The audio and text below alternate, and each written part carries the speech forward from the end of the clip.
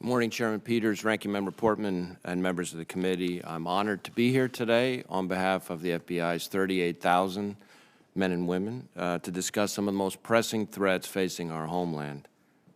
When it comes to the current threat landscape, what makes our current situation unique, and I would add particularly serious, is the fact that we're seeing so many different threat areas all elevated at the same time. And I'm proud of the work the FBI's agents, analysts, and professional staff are doing all across the country and around the world every day to rise to that challenge and protect the American people. Protecting the American people from terrorist attack remains the FBI's #1 priority. As I've said before, the greatest threat we face on the terrorism front here in the homeland is from what are effectively lone actors or small cells. And whether you're talking about a domestic violent extremist acting in furtherance of some ideological goal, or a homegrown violent extremist looking to advance the interests of a foreign terrorist organization, these actors often move very quickly from radicalization to action and often use easily obtainable weapons, think a gun, a knife, a car, a crude IED, against soft targets, which is really just intelligence community speak for everyday people going about their everyday lives. Overseas, ISIS and al-Qaeda still aim to inspire, plan, and launch attacks against the United States and our allies, both abroad and here at home. As the Zawahiri strike this summer in Kabul reinforces, the threat of foreign terrorist organizations like al-Qaeda attempting to reconstitute in Afghanistan following our withdrawal is very real, and our ability to gather valuable intelligence on the ground inside Afghanistan has been reduced. That's just a reality, and all of that places a premium on our continued collaboration with our partners, both within the U.S. government and internationally. We have to stay on the balls of our feet and use all of the tools available to us. On top of that, countries like China, Russia, Iran, North Korea are all growing more aggressive, more brazen, more capable. They're coming at us from all angles to undermine our core democratic institutions, our national security, and our rule of law. Of those countries, the greatest long-term threat to our nation's ideas, innovation, and economic security, our national security, is that from China. The Chinese government aspires to equal or surpass the U.S. as a global superpower and influence the world with a value system shaped by undemocratic, authoritarian ideals. But we are confronting that threat head-on.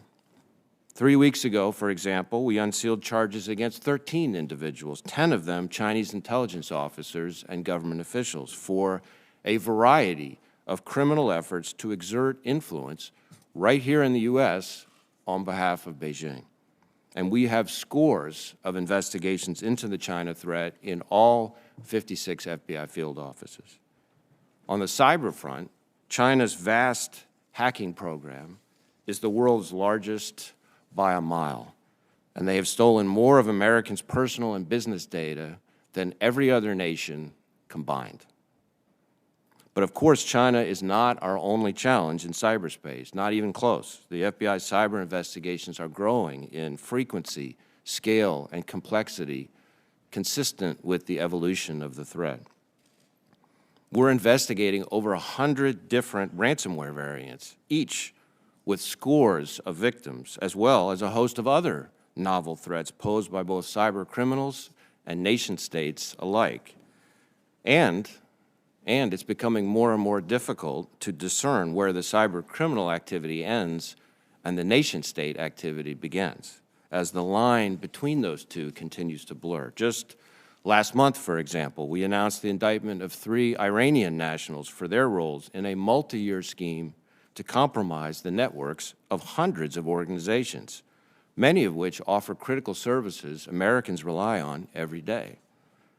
To these sorts of actors, nothing is off limits, not even, for example, Boston Children's Hospital, which they set their sights on in the summer of 2021. Now, fortunately, before they could successfully launch their attack, We received a tip from a partner, and working closely with the hospital, we were able to identify and defeat the threat, protecting both the network and the sick kids who depend on it.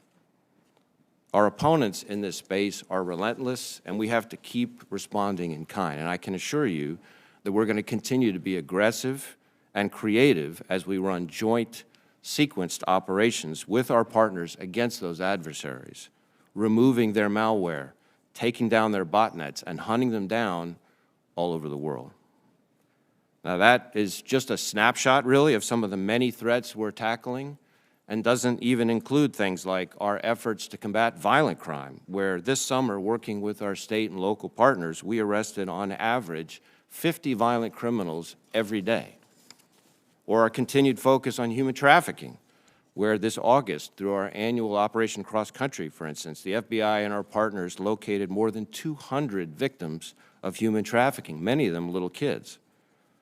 Or the work our transnational organized crime section is doing in partnership with agencies like DHS to investigate the movement of people, drugs, guns, and money into the United States across our southern border. The breadth and depth of the threats the FBI's dedicated men and women are tackling each and every day is staggering.